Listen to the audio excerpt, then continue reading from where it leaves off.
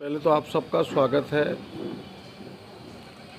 और यह साल लगभग ख़त्म होने को है।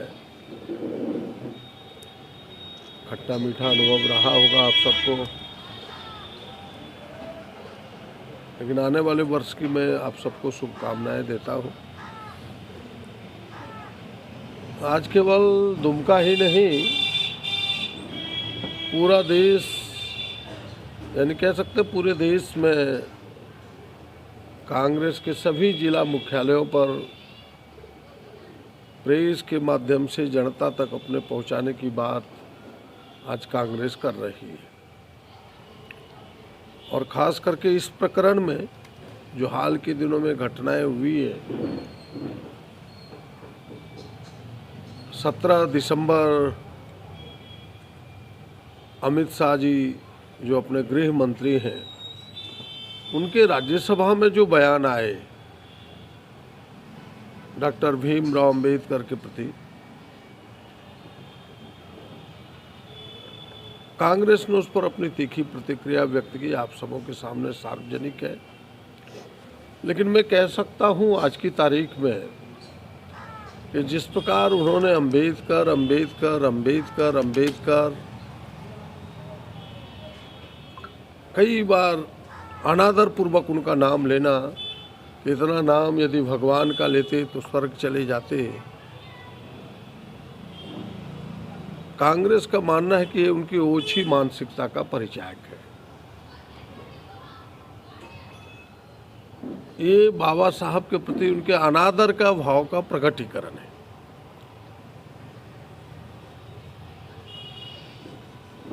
और लोगों को कहना कि भाई एक फैशन हो गया है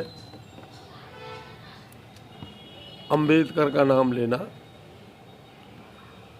आज देश के करोड़ों वंचित, दलित, अल्पसंख्यक, पिछड़ा, आदिवासी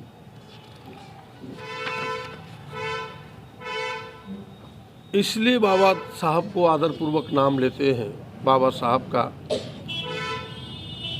कि बाबा साहब ने इन करोड़ों लोगों को स्वतंत्र भाव से जीने का हक और अधिकार दिया है अपने इस संविधान के माध्यम से।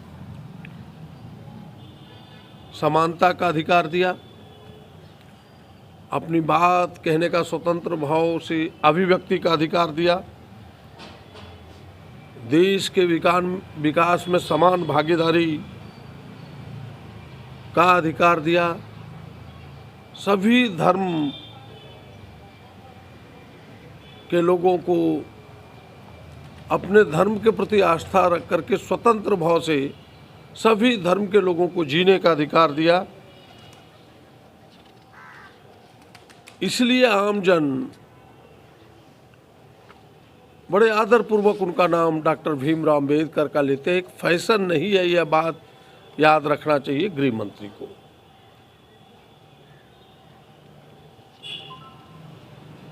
और मैं कह सकता हूं कि बाबा साहब के नाम से इसलिए उन्हें चिढ़ है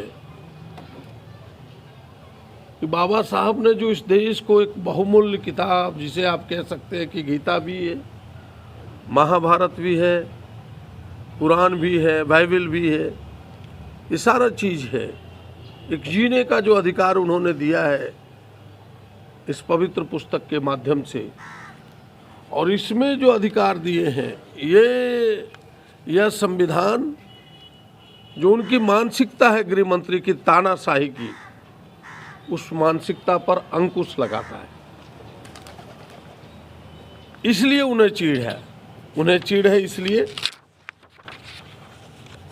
गृह मंत्री और उनकी टोली को, जो सांप्रदायिकता के भाव से देश को चलाना चाहते हैं, भिन्न भिन्न जाति धर्म वर्गों में बांट करके, उस पर रोक लगाता है। गृह मंत्री के मनमाने तरीके से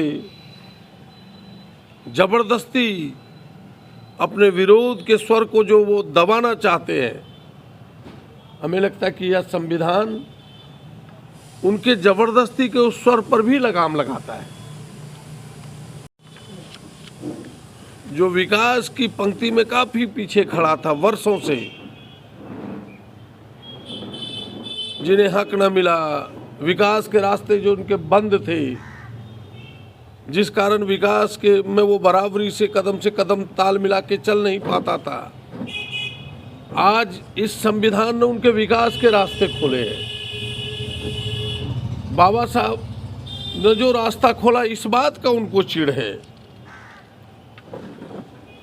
वो तो चलाना चाहते थे देश के संविधान को इस किताब से, मनुस्मृति से, इससे वो चलाना चाहते थे, जो हम वंचितों को, हम दलितों को, हम अल्पसंख्यकों को, आदिवासियों को, देश के 85% लोगों को अपने हक और अधिकार से वंचित करता है। आप तो इस मनुस्मृति को अगर देखें, जिससे वो देश चलाना चाहते हैं, पढ़ना तो दूर,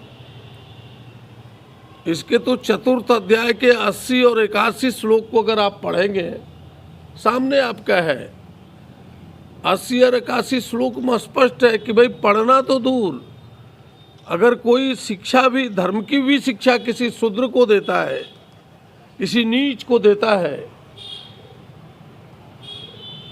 तो वो धर्म की शिक्षा देने वाला, सुनने वाला तो नरक जाएगा, इस शिक्षा देने वाला भी नरक जाएगा।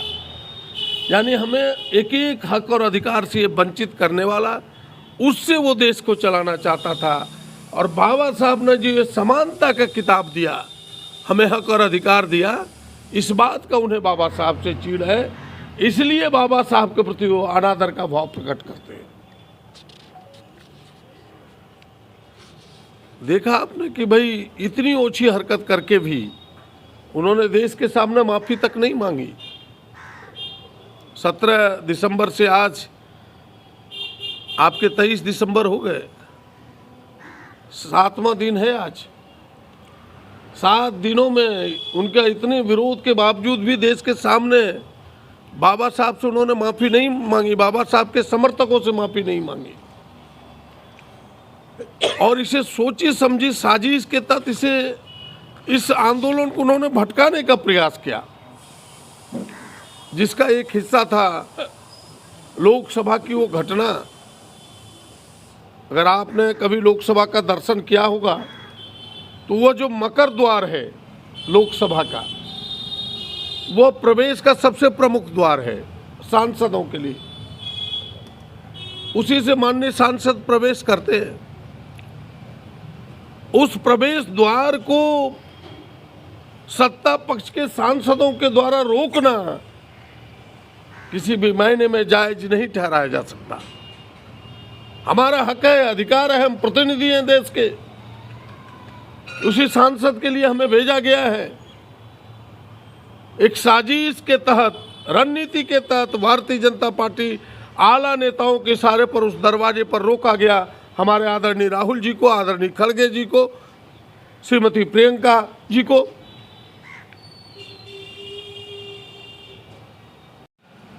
प्रेस कॉन्फ्रेंस के माध्यम से मांग करते हैं कि गृह मंत्री इस्तीफा दे, प्रधानमंत्री लीपापोती ना करें, उन्हें बर्खास्त करें। बाबा साहब का अपमान नहीं, देश का अपमान है ये। बाबा साहब का अपमान नहीं, देश के लोकतंत्र का अपमान है। बाबा साहब का अपमान नहीं, देश के संविधान का अपमान है। बाबा साहब का अपमान नहीं, देश के दलितों, पिछड़ों, आदिवासी, अल्पसंख्यकों, 85% बहुसंख्यकों का अपमान है। हम इसे कतई बर्दाश्त नहीं कर सकते। और जो मुकदमे, झूठे मुकदमे राहुल जी पर, आदरणीय नेता पर दर्ज किया है, उसे वापस ले। इसे ये भटकाना चाहते हैं। आपने देखा कि देश में महंगाई है, आसमान चढ़ के बोल रहा है। 300 रुपये लीटर खाने वाला तेल, आलू 30 रुपये, एक एक चीज, दाल उतना ही महंगा। महंगाई से ध्यान भटकाने के लिए, बेरोजगारी से ध्यान भटकाने के लिए, देश की जो ज्वलंत मुद्दे हैं जिस पर हम बहस कराना चाहते हैं कि भाई संविधान की धज्जियां उड़ाई जा रही है जगह जगह, उससे ध्यान भटकाने के लिए। मणिपुर आज से जल रहा है, जरा बताइए। 3 मई 2023 को पहली घटना सार्वजनिक हुई थी हम सबों के सामने। कि 2 बहनों को नंगा घुमाया गया था, वहां सीने पर कील ठोका गया था। इन घटनाओं पर बहस मांगते उससे ध्यान भटकाने के लिए वह 1 नेशन 1 इलेक्शन लाता है हमारे सामने, जिसकी कोई जरूरत नहीं है। केवल ये ध्यान भटकाना है कि भाई सही मुद्दों से ध्यान भटक जाए, लोग फिर 1 नेशन 1 इलेक्शन पर आकर के टिक जाए। हम इससे भटकने वाले लोग नहीं हैं। हम सब जिन मुद्दों को लेकर के लड़ रहे हैं, ये पहला मुद्दा है आज के देश का कि बाबा साहब का अपमान अब न सहेगा हिंदुस्तान। हमारा यही संकल्प है, हम लड़ेंगे। इसलिए कल पूरे देश में बाबा साहब के सम्मान में कांग्रेस जन बाबा साहब सम्मान मार्च निकालेगा सभी जिला मुख्यालयों पर। महामहिम राष्ट्रपति के नाम ज्ञापन देगा उपायुक्त के माध्यम से कि भाई गृह मंत्री को बर्खास्त करो, और ये जो झूठे मुकदमे कांग्रेस जनों पर, नेताओं पर लगाया गया है, उसे वापस ले। और यह लड़ाई तब तक जारी रहेगी जब तक गृह मंत्री इस्तीफा नहीं देते, उनकी बर्खास्तगी नहीं होती है। थैंक यू, धन्यवाद।